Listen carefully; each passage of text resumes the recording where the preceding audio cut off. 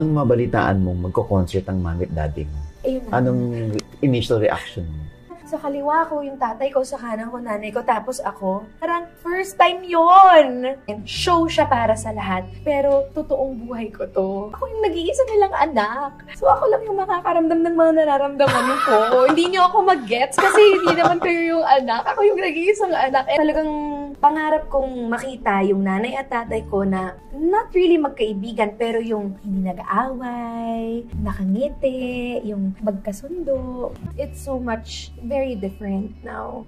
Yung mga pamilya po na buo, yung hindi nakaranas ng hiwalayan, hindi nakaranas ng nawalay sa isa't isa, baka po mahirapan maintindihan yung mga blended family or yung mga bata na katulad ko na lumaki sa kakaibang situation pagdating sa family. Syempre may pamilya na